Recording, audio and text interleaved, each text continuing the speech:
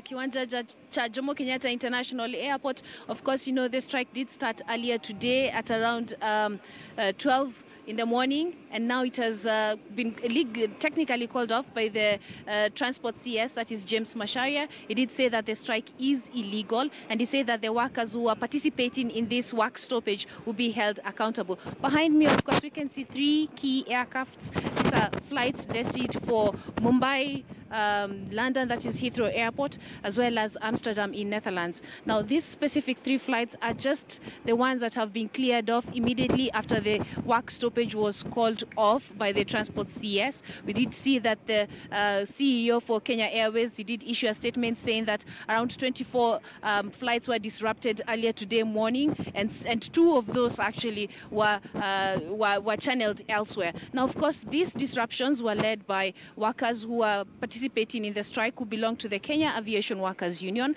Now, the members of this specific union are about 10,000, and it is considered that about 80% of them have participated in the strike.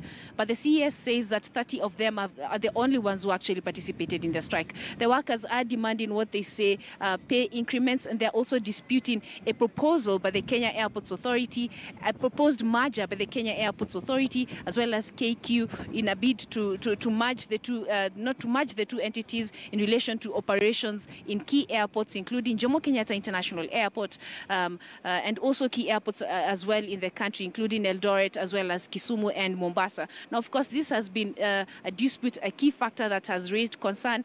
We did see the CS saying that though the workers are protesting that they weren't involved in the discussions that began last year, there are also discussions around the members saying that they were not involved in the process. But the CS said that it is not up for them to be involved in senior management discussions. So they're saying that the workers did participate in an illegal strike and they should all come back to work. Now, Kenya Airways, in a bid to salvage the situation and of course, you know, trying to relieve itself because they didn't have enough workers, they did call reinforcement from the Kenya Air Force, which is helping them in terms of clearing the cargo, and also cabin crew, people who are also involved in the work stoppage, and also key areas in terms of clearing of goods and cargo who are also involved in the what you call the work stoppage. Of course, this has been quite an interesting day in in Kenya. Jomo Kenyatta International Airport is one of the busiest airports in Africa. It is considered one of also the most profitable when it comes to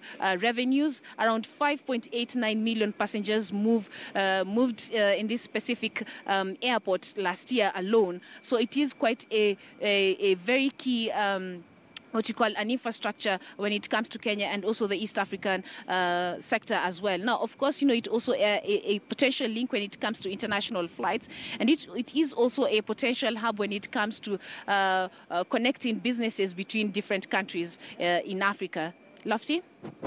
Brenda, shukran sana. Pengine utujuze tu, tumefahamishwa awali kwamba kulikuwa na majeruhi wapatao 5. Je, hali yao ikoje hawa majeruhi?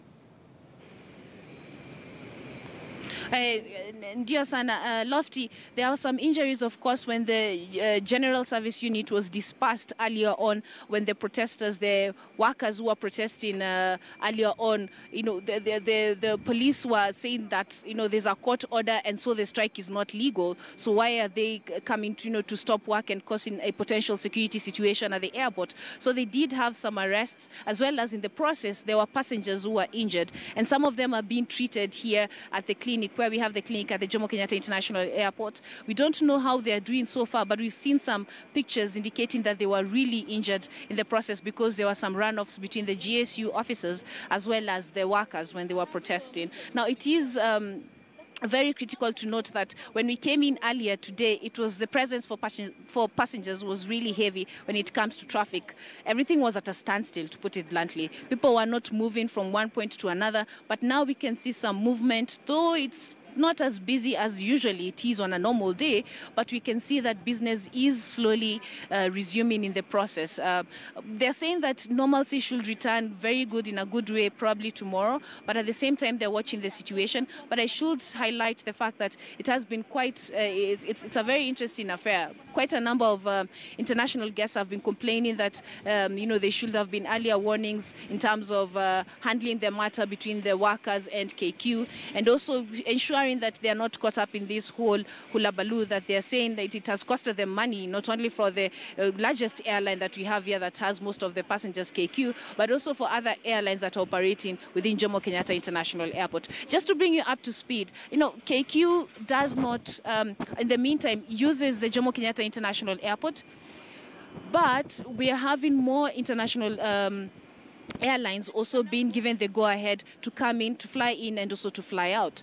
Now, KQ has always argued that it wants reciprocal treatment when it goes to other countries, especially in Africa, so that it can increase its numbers. It says that though it's not a fully national carrier, it's about 48% owned by the government, that it should also receive sort of the same treatment, because when government and government negotiations are going on, it should also be involved because it touches on the transport sector. So KQ says it's always on the losing streak when these negotiations are made, and so it says that it sort of necessitates the process where it should merge with the Kenya Airports Authority so that it can say who exactly can come in or can come out, and so that it can also get the same treatment when it goes to other countries, just like the Gulf carriers or even our neighbor here, Ethiopian Airlines, which actually incidentally flies in more often compared to how KQ flies into Addis Ababa, that is the capital of Ethiopia. Lofty? Brenda, asante sana. Ni Brenda